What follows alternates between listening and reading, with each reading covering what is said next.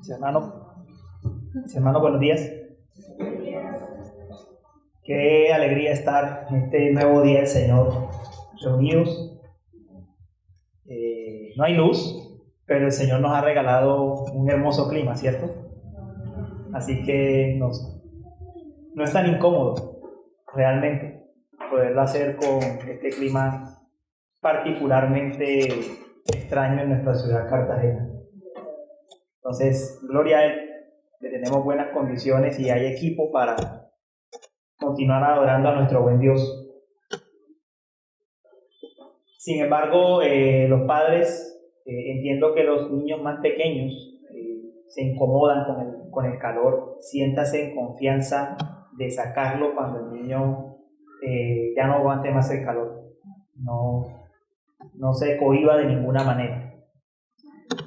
Mis hermanos, hace algún tiempo la revista Semana, cuando todavía era Semana, publicó una noticia de una niña que había perdido al menos 3 veces la misma asignatura con la misma profesora. La docente, cuando vio el caso, entendió que el resultado no iba a cambiar por más que la estudiante lo siguiese intentando. La estudiante realmente ya le había tomado fobia a la materia. Lo que hizo entonces la profesora fue garantizarle a la niña desde el principio de año la mejor calificación. Sí, la profesora le dijo a la niña: mira, tú vas a iniciar el año con 5 y yo te voy a mantener la calificación todo el año. El resultado de eso fue que la niña alcanzó una nota real muy alta. Realmente pasó la materia y aprendió el contenido de la materia, debido a que lo hizo sin la presión del resultado. Ahora, yo no estoy seguro de que ese ejemplo lo podamos transportar a todas las áreas de la vida, pero sí ilustra muy bien lo que sucede con nuestra vida espiritual, particularmente cuando hablamos acerca de la justificación. Si nosotros, seres corruptos por naturaleza, quisiéramos ganar nuestra salvación, no podríamos hacerlo por más que lo intentásemos. La buena noticia es que Dios nos ha dado la justicia de su Hijo Jesucristo y resolvió el enorme problema que nosotros teníamos. Y ahora podemos vivir con tranquilidad para su gloria, sin temer el resultado. Les pido que por favor me acompañen al libro de Romanos, capítulo 3, versículos 21 al 31.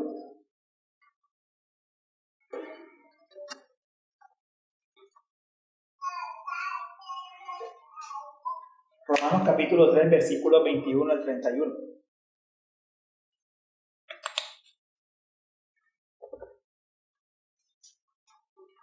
Me dice cuando por favor lo tengan.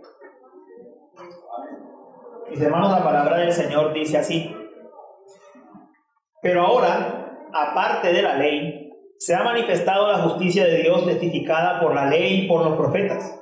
La justicia de Dios por medio de la fe en Jesucristo para todos los que creen en Él, porque no hay diferencia. Por cuanto todos pecaron y están destituidos de la gloria de Dios, siendo justificados gratuitamente por su gracia mediante la redención que es en Cristo Jesús, a quien Dios puso como propiciación por medio de la fe en su sangre, para manifestar su justicia, a causa de haber pasado por alto en su paciencia los pecados pasados, con la mira de manifestar en este tiempo su justicia, a fin de que Él sea el justo y el que justifica al que es de la fe de Jesús. ¿Dónde pues está la jactancia? Queda excluida. ¿Por cuál ley? ¿Por la de las obras? No, sino por la ley de la fe. Concluimos pues que el hombre es justificado por fe sin las obras de la ley.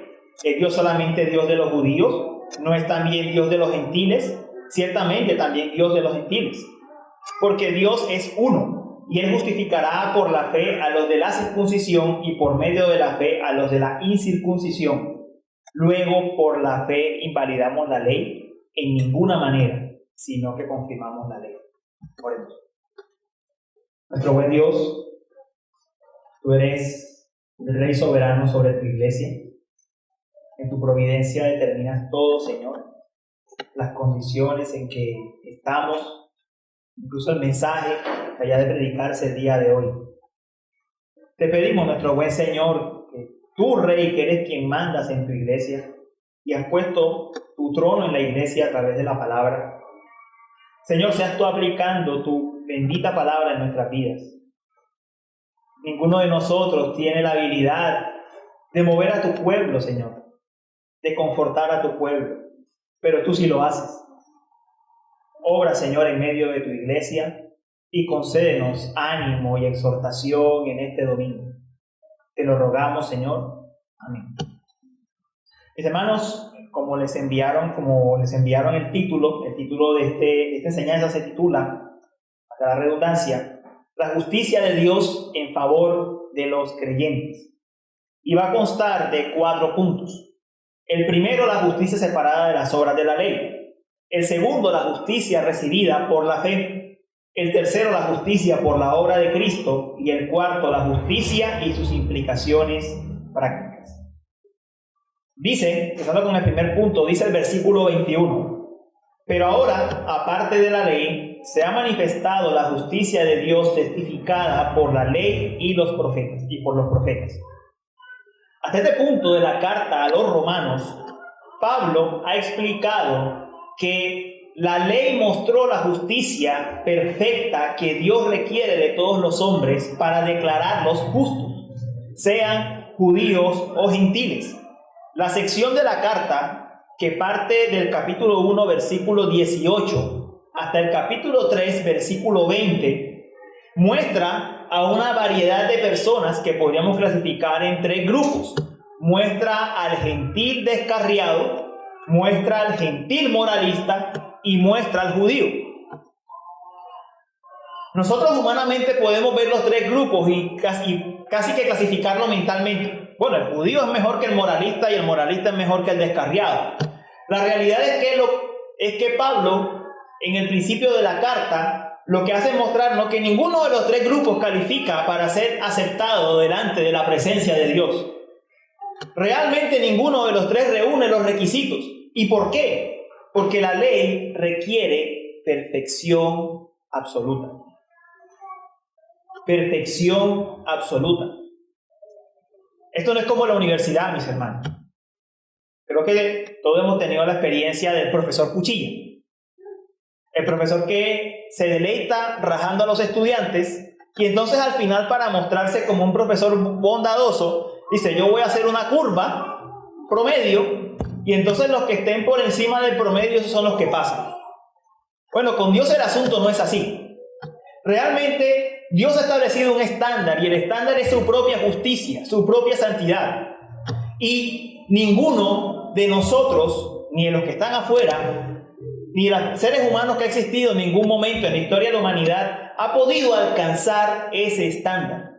Porque el hombre no es justo por naturaleza, no nace como justo, no quiere la justicia de Dios, no piensa en la justicia de Dios.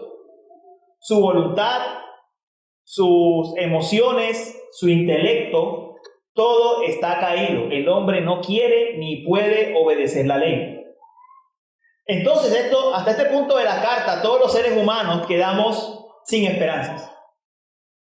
Quedamos absolutamente encerrados dentro de esto que Pablo ha hecho, y esa era justamente su intención. Pero, y esta sección empieza justamente con un pero ahora Dios ha mostrado un camino diferente. Dios ha mostrado que hay otra manera de tener su justicia. Dios ha mostrado que aparte del cumplimiento perfecto de la ley, para acreditar la justicia de Dios, hay otro camino. Y ese otro camino se describe aquí como la justicia de Dios o la justicia que es de Dios. Es decir, es una justicia que procede de Dios. Él la logra a través de Cristo. Nos la otorga gratuitamente. Él la logra y Él la otorga, no nosotros. Ese es el otro camino que Dios ha abierto. De hecho, el único camino al que los seres humanos podemos acceder. Al camino de la justicia que es de Dios, que proviene de Él. nuestras obras no tienen nada que ver con esa justicia. Entonces, hasta este punto, seguramente Pablo continúa hablando con su interlocutor imaginario. Probablemente está pensando en algún judío. Le diría, pero Pablo, ¿y entonces cómo se salvó la gente en el Antiguo Testamento? Entonces Pablo inmediatamente en la carta nos dice que esta justicia que es de Dios siempre ha sido el regalo de Dios para su pueblo. Pablo está diciendo básicamente que esta justicia que es de Dios, que ha sido manifestada, fue testificada por la ley y por los profetas. Es decir, es una justicia que ha sido manifestada ahora, pues, desde el momento en que Cristo muere, que ha sido predicada claramente en el Evangelio, pero que ha sido testificada desde siempre. Realmente es nueva en el sentido en que en Cristo comprendemos claramente esta justicia. Pero es la justicia en la que el pueblo de Dios siempre ha confiado. Es la justicia que Dios ha testificado desde siempre. Lo que Pablo está predicando no es un evangelio de último minuto. Es el evangelio glorioso de Dios que siempre ha predicado y mostrado a su pueblo. No es un camino nuevo. Es el mismo camino de siempre. Dios otorga su justicia gratuitamente. De hecho, en el principio de la carta, en Romanos 1, versículo 2, Pablo dice que el evangelio que Dios había prometido antes por sus profetas en las santas escrituras, el Antiguo Testamento, por medio de tipos, ceremonias y promesas, muestra el camino. Los profetas del Antiguo Testamento, por medio de las promesas que declaraban, dieron testimonio de esa justicia radical de Dios. Por ejemplo, hay muchos pasajes, solo voy a tomar uno. Isaías dijo en el capítulo 45, versículo 25, en Jehová será justificada y se gloriará toda la descendencia de Israel. Toda la descendencia de Israel será justificada en su Señor.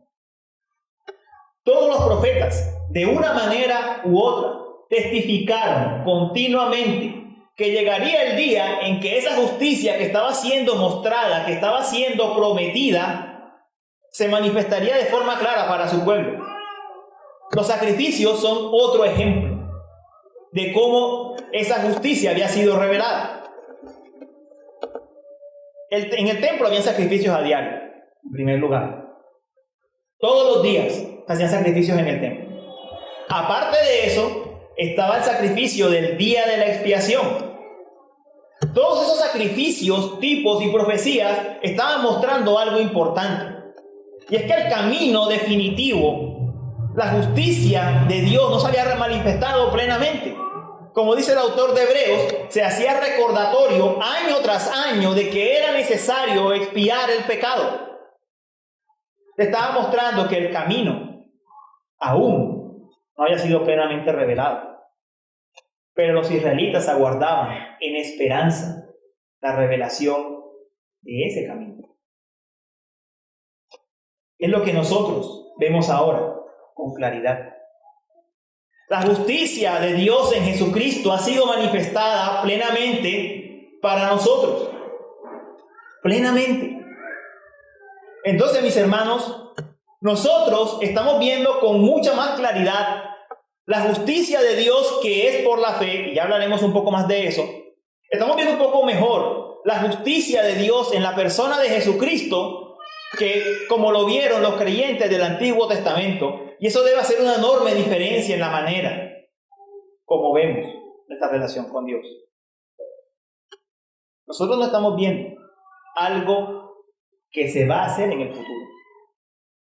Estamos viendo algo, viviendo, sabiendo que somos justificados por algo que ya se hizo.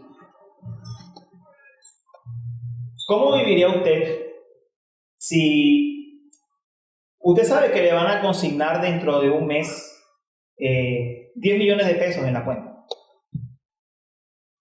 usted tal vez haría planes con esos 10 millones de pesos. Tal vez los esperaría con ansias, por supuesto. Sabe que de cierta manera sus problemas están resueltos, las deudas que usted tenga, pero todavía no los tiene, plenamente. Pero cuando ese dinero llega, usted sabe que eso es suyo y lo disfruta más. Cambia la forma de disfrutarlo. Hay una enorme diferencia. Ahora, no estoy diciendo que los creyentes del Antiguo Testamento no fueron perfectamente justificados. Sí lo fueron. Estoy hablando de disfrutar eso. El punto que quiero hacer con esa reflexión es cómo estamos viendo nuestra posición de justicia delante de Dios. ¿Cómo estamos viendo ese camino que Dios ha abierto por la obra de Jesucristo? ¿Cómo nos estamos relacionando con Dios a través de ese camino de justicia que ha sido revelado? ¿Como el que la está esperando o como el que ve que ya se cumplió en la cruz? Y que esa justicia ha sido plenamente manifestada. Es una reflexión que debemos hacer. Porque dependiendo de la manera como nos ubiquemos, así nos vamos a relacionar con Dios. Así vamos a disfrutar de la libertad que tenemos en Cristo. Es la misma justicia, el creyente del Antiguo y del Nuevo la tienen, pero ¿desde dónde la están viendo?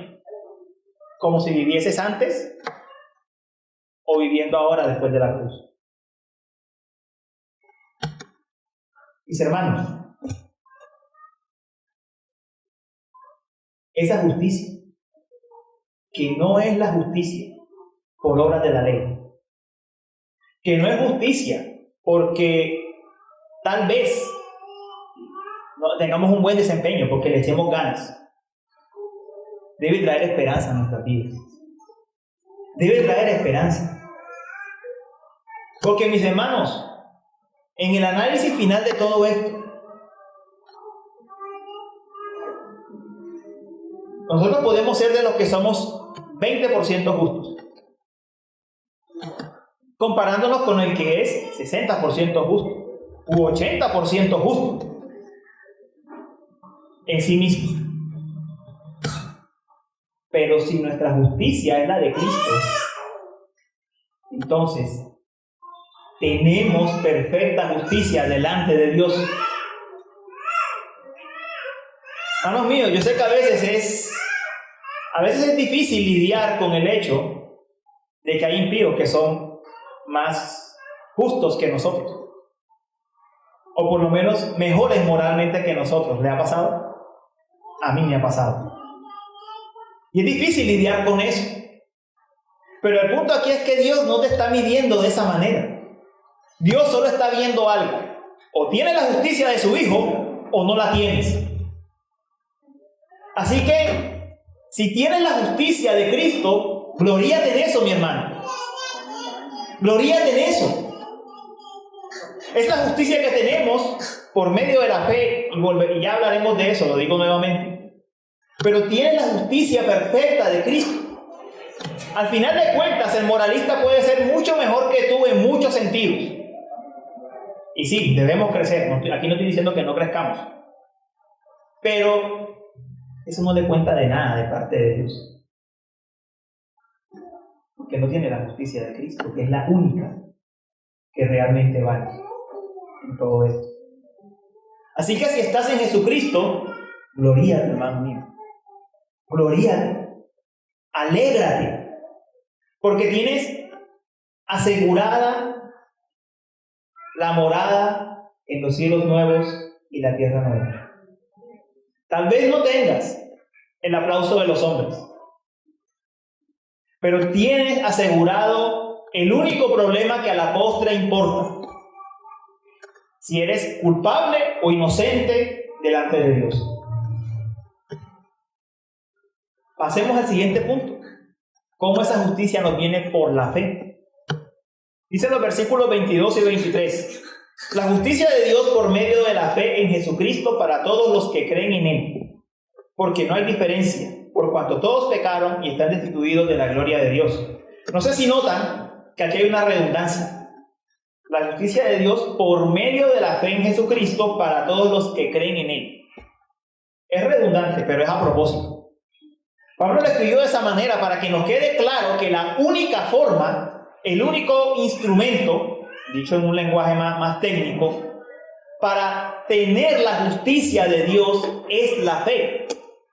Por la fe en Jesucristo para todos los que creen en Él. Dicen que cuando Martín Lutero tradujo ese versículo al alemán, le agregó la palabra solo, por la fe. ¿Por qué se le agregó? Porque él entendió lo que estaba diciendo el pasaje. Él entendió que Pablo estaba enfatizando una y otra vez que esa justicia es nuestra solo por la fe. Entonces, aclaremos qué es la fe. Este punto es fundamental en todo esto. Cuando hablamos de fe, estamos diciendo que hemos conocido el Evangelio, aprobado que es cierto y confiado en Cristo para salvación. Hemos conocido, hemos aprobado y confiamos y descansamos en Cristo para salvación. La fe no es una emoción, aunque puede involucrar las emociones, involucra las emociones. Pero la fe no es principalmente una emoción. La fe tampoco es principalmente conocimiento, aunque debes conocer el Evangelio. La fe, en últimas, es dejar de confiar en mí para confiar en la justicia de otro, de Cristo. Eso es la fe. Entonces, hay muchos malentendidos con respecto a lo que es la fe en nuestra ciudad y en nuestro país, Colombia. Porque pensamos que las personas de fe son aquellas que desean algo, le piden a Dios y se les cumple. Oh, ese es un hombre de fe. O pensemos que los que son de fe son aquellos que van ante Dios, piden una sanidad y logran la sanidad. Y no estoy criticando que hayamos orado por sanidad en el servicio, eso debe hacerse. Pero las personas, los que se denominan cristianos, los que profesan ser cristianos en este país, tienen un concepto muy errado acerca de qué es la fe. Tú puedes hacer todas esas cosas, mi hermano. Tú puedes orar porque personas se levanten de su lecho y se levantan. Tú puedes emocionarte cada 8 días cuando vas al servicio de adoración y aún así no descansar en Cristo y en su justicia. La fe descansa en Cristo. Esa es la fe que salva. La fe no se dirige tampoco adentro de nosotros, porque ese es otro error que cometemos. Y eso viene de los que les gusta o nos gusta martirizarnos. Oh, yo soy un gran pecador. ¿Será que Dios me puede salvar? Yo soy un gran pecador. Y creemos que en eso hay algo de mérito. Es un poco el evangelio romano, traído a la reforma y al mundo evangélico. No. Aún no has entendido el punto de qué es la fe. La fe no se fija en ti, porque es que de hecho en nosotros no hay nada. Realmente en nosotros no hay nada agradable delante de Dios. Si nosotros nos vamos a levantar todos los días de la cama pensando en que somos terriblemente pecadores y acostándonos viendo lo mal que lo hicimos en el día y los pecados que cometimos en el día, mi hermano, vamos a vivir como miserables. Realmente vamos a vivir como miserables. Nuestra confianza no está puesta en nosotros. No debe estar puesta en nosotros. Cuando uno pone la confianza en uno para hallar su salvación, van a pasar dos cosas. O vas a vivir martirizado, o, por el contrario, vas a comenzar a rebajar la ley. Y entonces te ves más justo de lo que realmente eres. Por eso, a lo que nos invita Cristo, poner nuestra confianza en Él, es a salir de nosotros.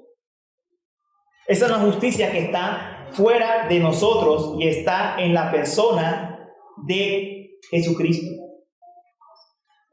Hermano mío, hay terribles deseos pecaminosos en tu cabeza, por la mía también pasa. Hay desconfianza en las promesas de Dios. Te enfrentas a la desconfianza en las promesas de Dios. Yo también me enfrento a eso. Observas tu vida y ves que no es nada de lo que debería ser y que estás muy lejos de ser como Cristo. Bueno, eso le pasa hasta los que van creciendo en el Evangelio. Observan a distancia. Sí, hermano mío, todo eso pasa. Pero precisamente la fe en Cristo sale de nosotros y reposa en el Salvador. Precisamente sale de nosotros y reposa en Él. Porque en nosotros no hay justicia propia. Es esto de lo que está hablando Pablo, hermanos. Si vas a seguir intentando por el camino de tus propias obras, vas a fracasar y vas a seguir fracasando. Nosotros no venimos a la vida en Cristo para empezar creyendo y después después seguir en las obras. Alguna vez escuché a un pastor muy reconocido de esta ciudad diciendo que la fe es como el pago inicial de una nevera. Aquí algunos ya saben de quién estoy hablando. Que la fe es como el pago inicial de una nevera a cuotas, pero que luego tú tienes que trabajar, y eso te lo pone Dios, pero luego tú tienes que trabajar duro para terminar de pagar la nevera. Eso es lo que predica Roma. Realmente no sé qué diferencia hay entre la iglesia evangélica de hoy y lo que predica Roma. Es lo mismo. Realmente es lo mismo. Es solo la justicia de Jesucristo la que nos da esa provisión de justicia infinita, como Dios es infinito, a nuestro favor. Mis hermanos, no vivamos fijándonos solamente en que somos grandes pecadores. Yo he tenido que ver hermanos reformados que creen que hay algo meritorio o que le rinden un gran servicio a Dios. Esa sería la mejor forma de verlo. Creen que le rinden un gran servicio a Dios cuando simplemente dicen: oh, qué gran pecador soy. Eres un gran pecador. Somos grandes pecadores, eso es cierto. Pero esa es una media verdad. La otra mitad de la verdad es que Dios nos ha justificado en el momento en que nos dio el don de la fe, para que pusiésemos nuestros ojos solamente en Jesucristo. Esa es la otra parte de la verdad. Y completamente justificados. Justificados pues por la fe tenemos paz para con Dios, por medio de nuestro Señor Jesucristo. No medio justificados. Mis hermanos, no se le hace ningún favor a Dios. No se le hace ningún favor a Dios cuando hablamos así. Necesitamos entender que Dios lo que quiere cuando nos brinda su justicia en Jesucristo, la cuenta a nuestro favor, no es que nos estemos dando golpes de pecho, es que saltemos de júbilo. Eso es lo que Dios quiere hacer con nosotros. Como dice en el Salmo 32, versículo 11, y ustedes saben que ese es un salmo de confesión de pecados, donde David habla de la bienaventuranza de ser justificado por Dios. El versículo final dice: alegraos en Jehová y gozaos justos, y cantad con júbilo todos vosotros los rectos de corazón. Deberíamos estar contentos, no tristes. No tristes. Eso es lo que debe hacer el Evangelio en nuestras vidas. Traer gozo y paz, porque Dios solucionó un problema que nosotros no podíamos solucionar. El gran problema de nuestras vidas lo solucionó Dios. Démosle gloria y alabanza a Él. De hecho, eso es lo que nos debe traer aquí cada domingo. ¿Por qué venimos? Para saber qué hermano predica más interesante. Para saber cómo quedó estructurado el sermón. ¿Es eso lo que nos trae el domingo aquí? No, mis hermanos. Lo que nos debe traer todos los domingos a las puertas de la iglesia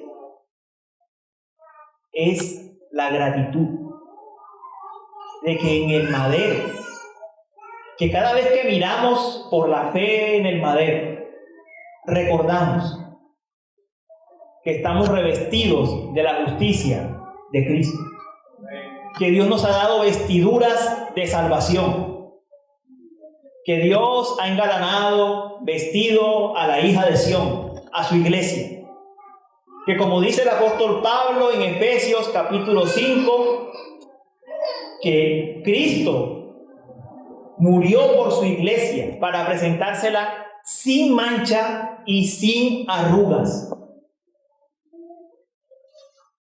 Eso es lo que debe traernos aquí. Aún, eso es lo que debió traernos aquí este domingo, a pesar del calor. Eso, esa buena noticia. Pasemos al tercer punto. Ya hemos visto que es por medio de la fe, colocando nuestra confianza en Cristo. Ahora lo que vamos a ver es cuál es la base o el fundamento de esa justificación.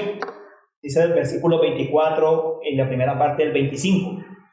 Siendo justificados gratuitamente por su gracia, mediante la redención que es en Cristo Jesús, a quien Dios puso como propiciación por medio de la fe en su sangre.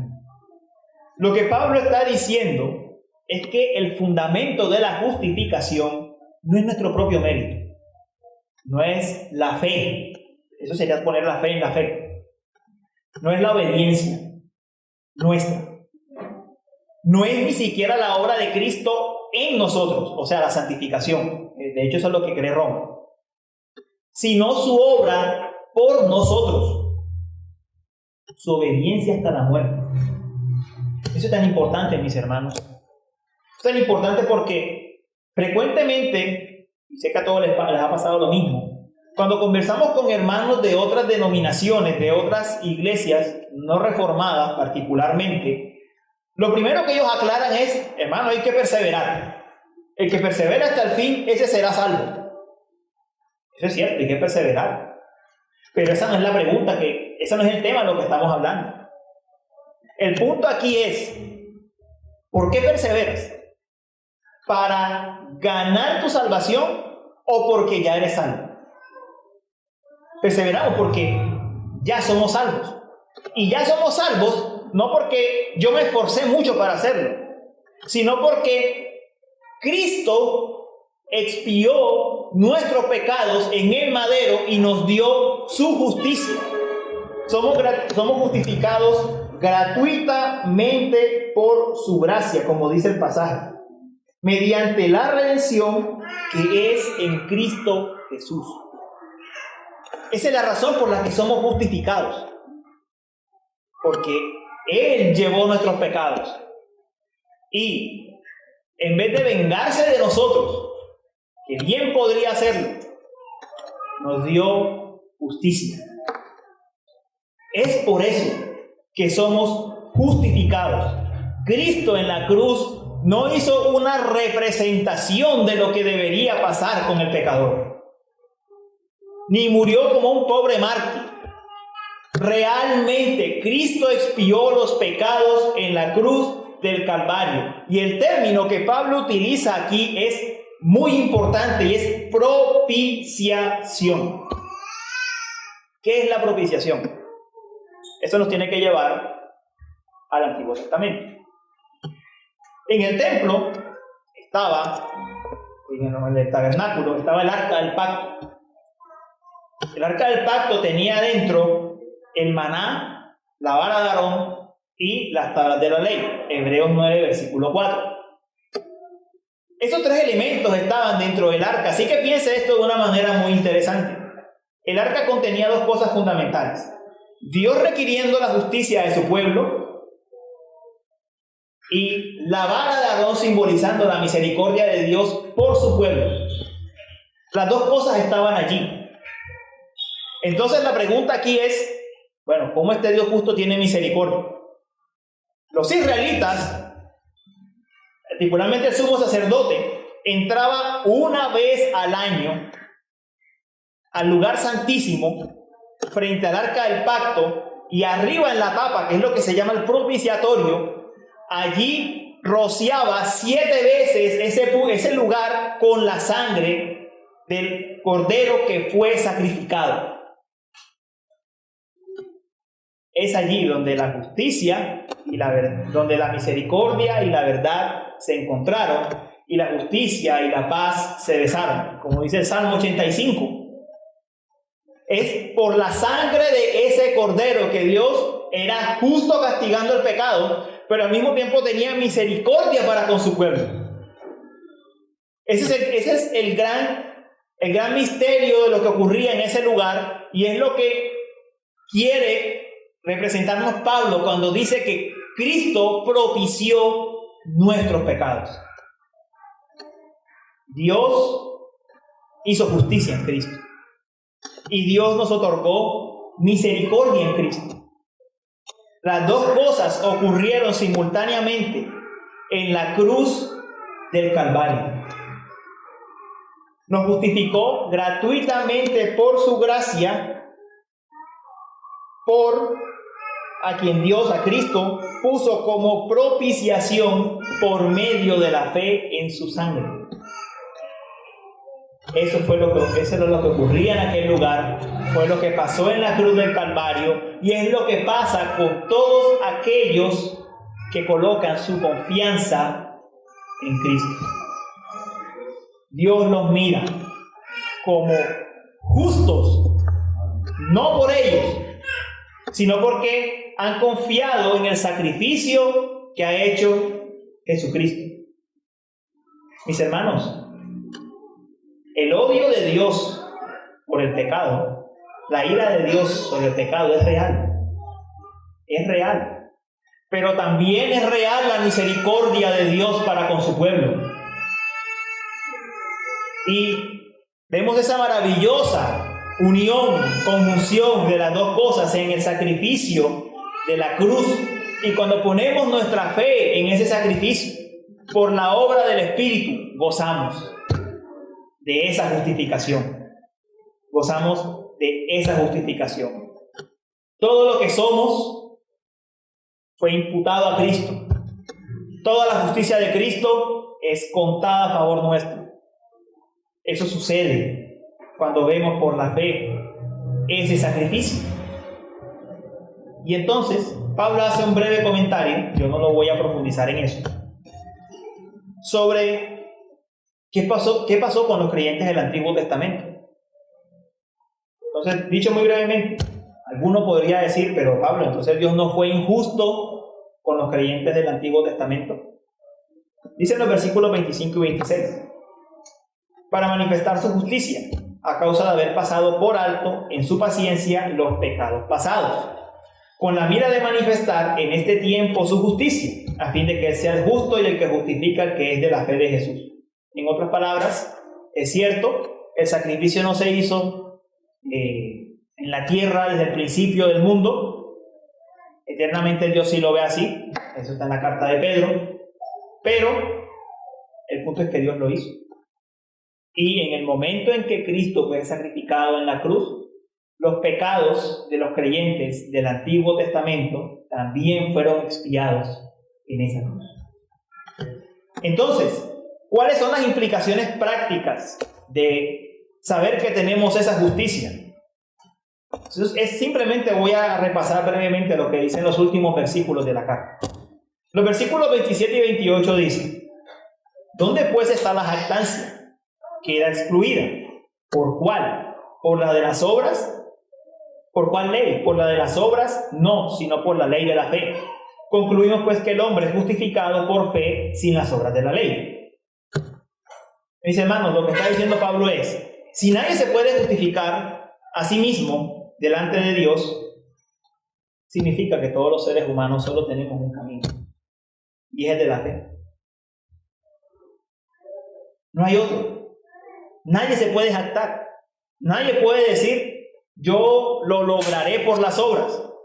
Los judíos no podían decir, yo obedeceré la ley perfectamente. Nadie puede. No hay forma de jactarse. La única manera es colocando la fe en el Señor. No hay otro camino. ¿Y qué más significa esta justicia? Versículos 29 y 30. ¿Es Dios solamente Dios de los judíos? ¿No es también Dios de los gentiles?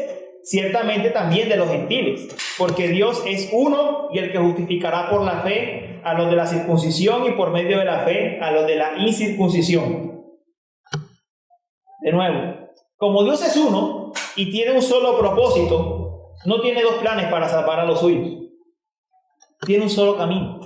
En Cristo ha abierto un solo camino y siempre ha sido un solo camino. Es el camino de la fe. No hay otra forma de llegar.